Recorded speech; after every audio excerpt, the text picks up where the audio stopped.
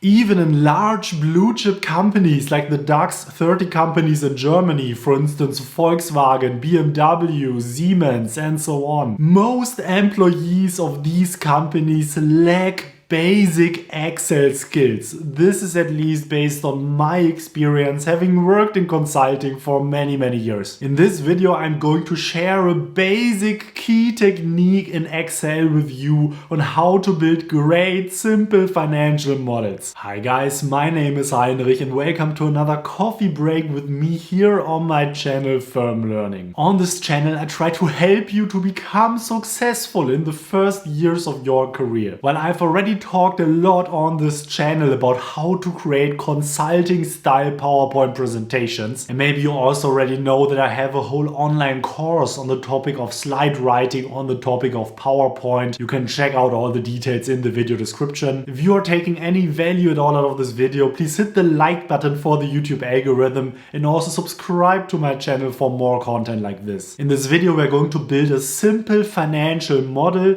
that is built around the formula of SUMIFS. So how we structure this video is that first I'm going to give you a small introduction into the SUMIFS formula in case you're not yet familiar with it. Then I'm going to show you the simple project that I put together mainly based on this formula. And then third, we jointly go over the key building blocks on how to build this financial model, on how to build this project. So without further ado, let's directly jump into it. So let's start by talking about what the SUMIFS function is, because as I told you, this whole model will be strongly built around the SUMIFS function.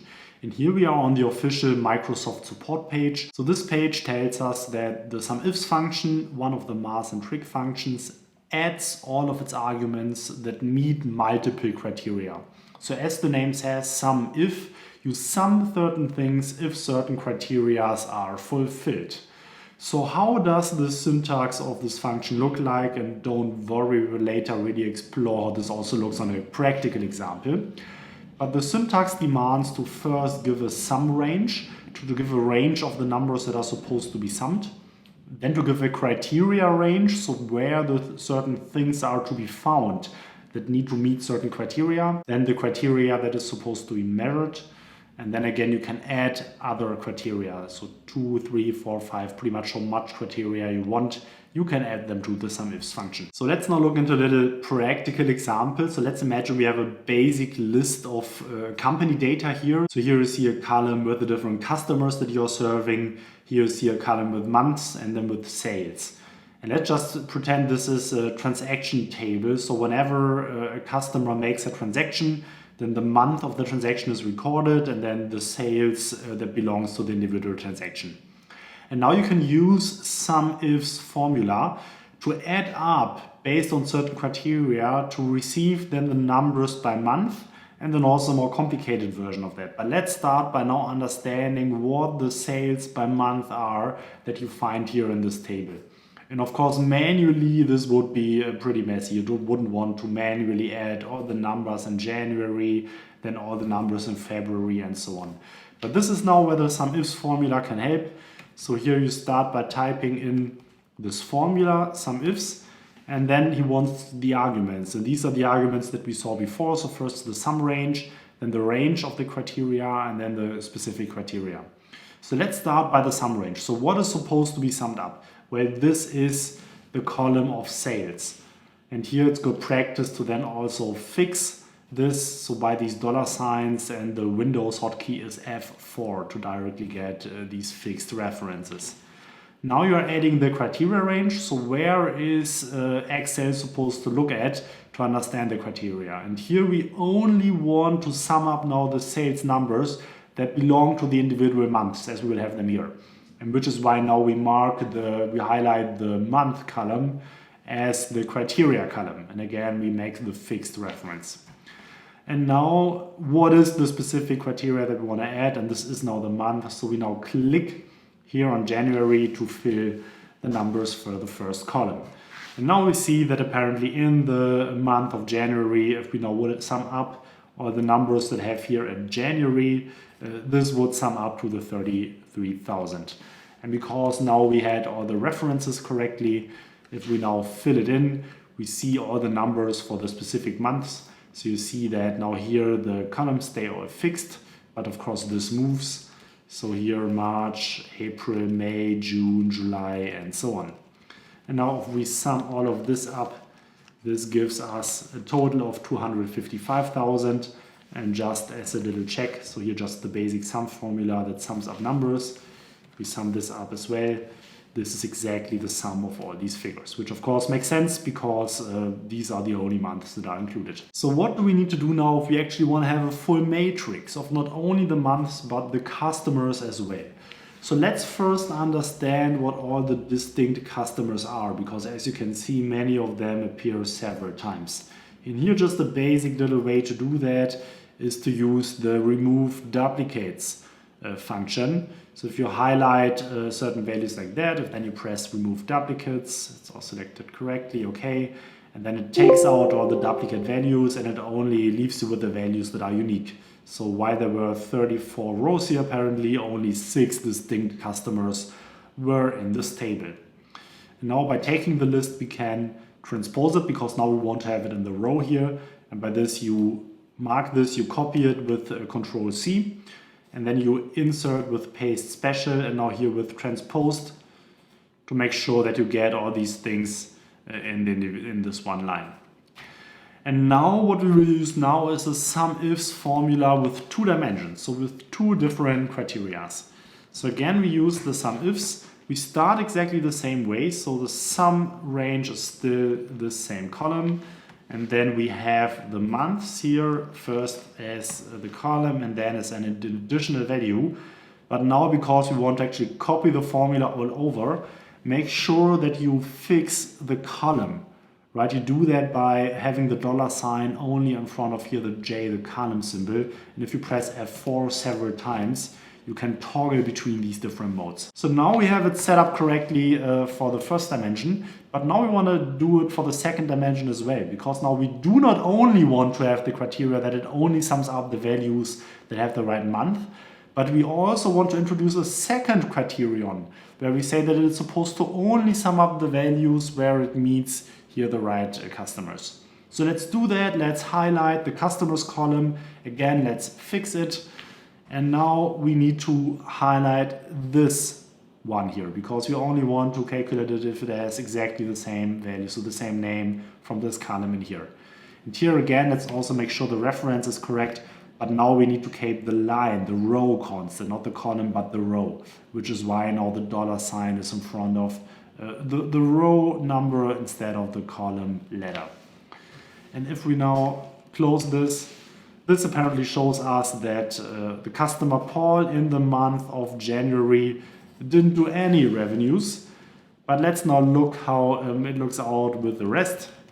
So if we now highlight this and copy it over exactly in this way, we see now that it really filled out the exact values based on the name and the month that then was present here in the table on the left.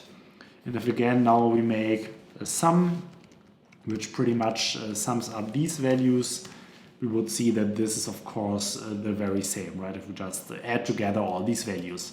So this is the basic idea how SUMIF function works, how this function works. Again, you have first the sum range, so the value that you want to sum up, and then you can introduce pretty much as many criteria as you want. So now I could even add here a third criteria and afterwards a fourth and so on, to really take all these dimensions into account. So this just to explain how SUMIFS works. I hope this is clear, because now we're going to jump into a little financial model. So what will we do now with this SUMIFS function? And my idea now was to build a liquidity model with you. It's just a simple little use case out of financial modeling. And the basic idea here is that we want to forecast our liquidity. So we want to forecast what the cash of the company is. And we want to do that on a daily basis. And so I just set up a very simple little model here. What you can see is that here you have the dates. So this is now the year 2021. So you can see it ranges from 1st of January until in the very end, it is going to be the 31st of December. So the last day of the year. And then we have all the years in between. So you see, you have to count them here where my mouse is. You have the 365 days that we have here in the columns. And actually there's a real story about this, because I once worked for a company, it was one of our clients, who had a liquidity model like this. And of course it was a bit more complicated. This is obviously now a very simplified version, so with lots of more lines, but pretty much a model like this, also every column, every day. But what they were doing is, they weren't really building this with formulas, as you can see currently we are using right here, and you can already see that many of these things are based on SUMIFS formulas. But instead of that, they had a poor accountant really filling in each individual field by hand. So there was one guy who really put every single number in every single field in this huge spreadsheet of 365 days and then times all the rows that he had here. And of course this was insane in terms of the workload, but then also in terms of changing something. So imagine now you do some financial planning and now you plan that your personnel costs, for instance, later down the year increase or decrease. Then you always need to look up each individual cell. It was just insane. But this is how people still work today in many of these companies. And by taking this little, by looking at this little video, I hope that you really understand how you can do these little things much easier. And I also put together here just a simple little chart where you can pretty much see how the liquidity evolves over time based on this simple little model. And what you see here, now this is of course also how you can use it from a business sense. That by having a forecast like that, you suddenly realize that, shoot, okay, in March, I seem to be underwater, right? My liquidity seems to be negative. So I probably need to revise my planning, need to do something about how I want to handle my business operations to make sure that somehow I even this out and make sure that actually I'm able to meet all my financial obligations at this point in time.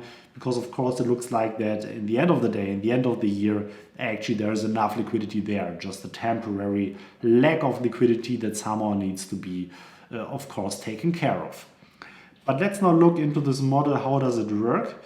So the idea is that you always have a cash position at the start of the day.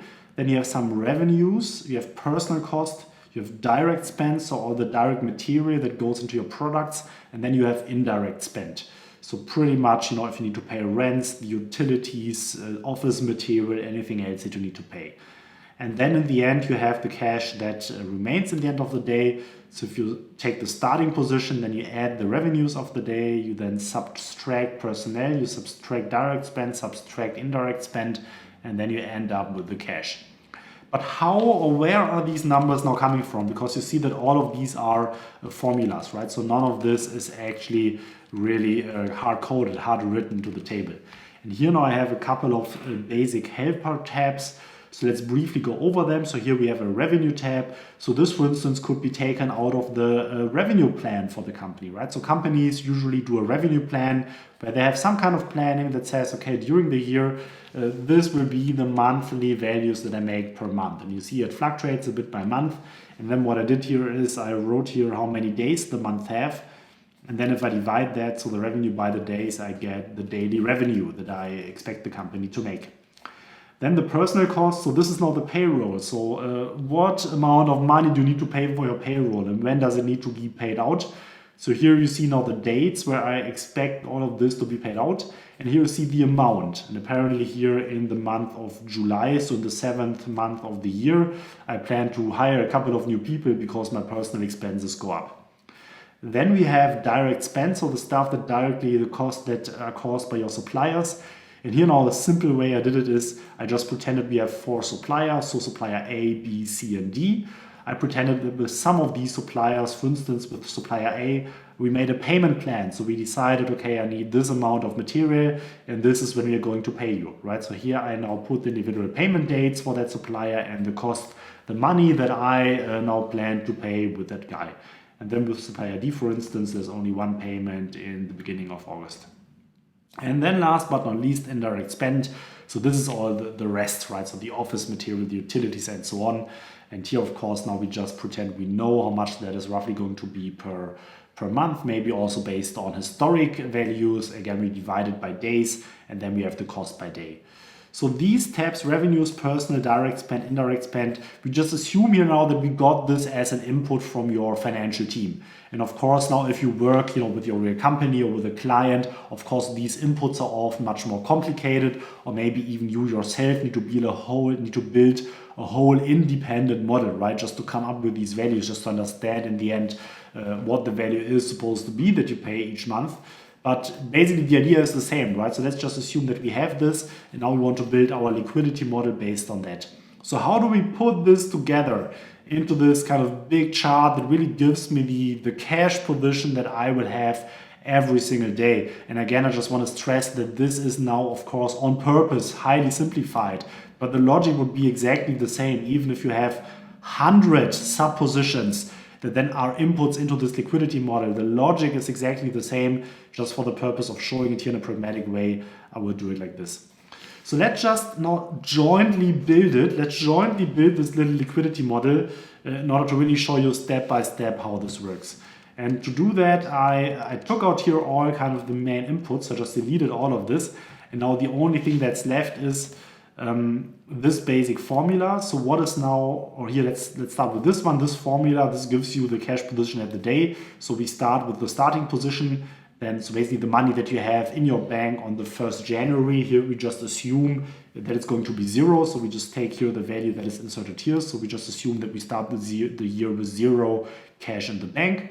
Then we add revenues and then we subtract all the costs. This is pretty much how it works. And then on the next day, so we either look whether a new bank account was inserted. So if now you are going to update this model, you can just insert then in the next day the new daily bank account. Or if this is not the case as it's assumed here. So if this is empty, so this is just the basic if formula, then it picks the value, the ending value of the prior day. So pretty much if you just go here in the middle of it, it pretty much just picks the end position that the last day ended with, and this is then the new value that the new day will start with, right? So this is just how this all is set up on a basic way. But let's just now start by now inserting the revenue line. And what you see here above, I just inserted a little helper line here, and this is just the month. So there's this month formula. So if you use this month formula in this way and you input in the condition here or in the input a date, then it returns the month value from 1 to 12. So you see these dates are all in January, so it gives me a 1. Then in February it gives me a 2 and so forth. And then in the very end in December it gives me a 12. So this is just a simple way to have the month value here present as well. So I just hide this row for simplification. So let's start with the revenue. Now we insert some ifs. So what is supposed to be summed? And now what we want to insert here is this daily revenue value, because the model is put up based on daily values, so we need a daily value to insert. So we now highlight this column as the revenue column. And now we use a little trick because we do not really want to add up these numbers, right? Because in January it's always going to be exactly this value. But I'm still using some ifs just for simplification. Now I know that there would be other ways to do that as well. You could use different kinds of lookups to do that. But I just believe it's always easier with these kind of models than to always just use the same formula, in this case some ifs, just to simplify it all, right? So let's start with that. And now we use as a condition the month. Here is now the month that we use. So we only want to take the value of the respective month. And now we insert here the value that he is supposed to look at. And here now this is E1, right? So this was now the hidden field where we had here in this case the number 1 of the month. And you see directly that it's inserted. I just want to make it clear. So let me unhide this again. What I inserted here was this field, this one here that we had here on top that I just hit with the value of the month. So now you see it gives me 111, and this was exactly the value that I want here to appear on every day in January. And if I now copy that until the very end, now we have all the revenues inserted, and you see that here I now just made a sum over all these values to know what the total is. And this total is supposed to be 31 million. So let's check if I add all of these up. Here you see the sum, 31 million. This is exactly the sum that now is being inserted. And now, of course, the liquidity looks really great because we just have the revenue in, and this is now how the chart looks like. Okay, let's continue. Let's continue by adding the personnel costs. So again, we go into the personnel tab. We highlight the sum range. So these are now the personnel values that we want to add. Now we do it now a bit differently, because now we do not want the month value, because we do not want this number to appear in every single day, because this is not the daily value, but this is now the value for the whole month. So instead we highlight the date column, because we want this number only to appear at this very specific date. So in January, this is not the number that is supposed to come up at every single date in January, but only on the 27th of January, where we assume that the salaries, the payroll is going to be paid. So now back in here, as now the condition, we highlight here the date field. And again, just go over the logic. So we add up the number in the personnel, that was the individual monthly value. Then we look into the date column here in personnel, and then we only sum it up to a value if then the date that we put here exactly equals the date that we had here above. So here now on the first, this is 0, because we already know that the salaries are always going to be paid out on the 27th. So if I insert this now here, you see it's always 0 until the 27th. Here's now where the date appears. And then later again here the 27th of February. And then later that year it should raise to the 900, because we knew that then at that point it decreases to 900. So now direct spend, I do it in a similar logic.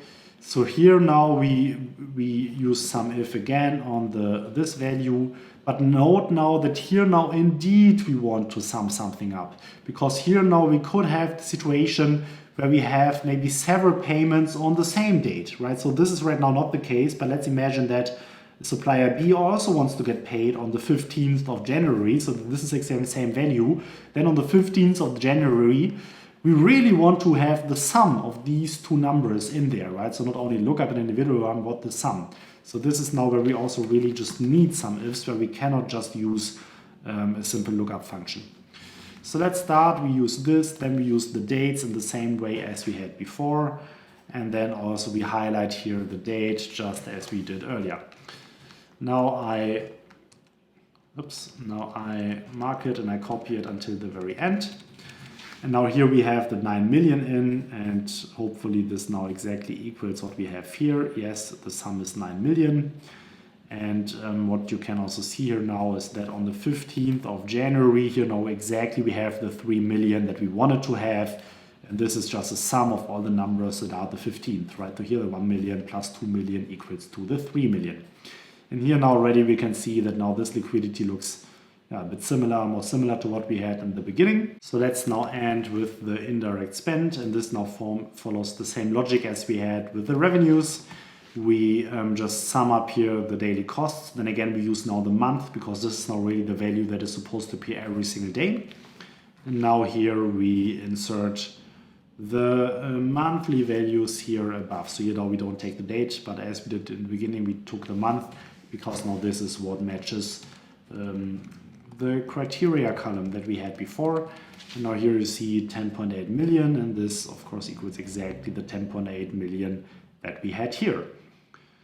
So yes, this is now what the chart looks like. So you remember that earlier it was in March, the down number, but now it is already a bit earlier, and this is because we moved this a bit forward. Now I don't know where this was, I think it was a couple of months later, right? But this is now the reason.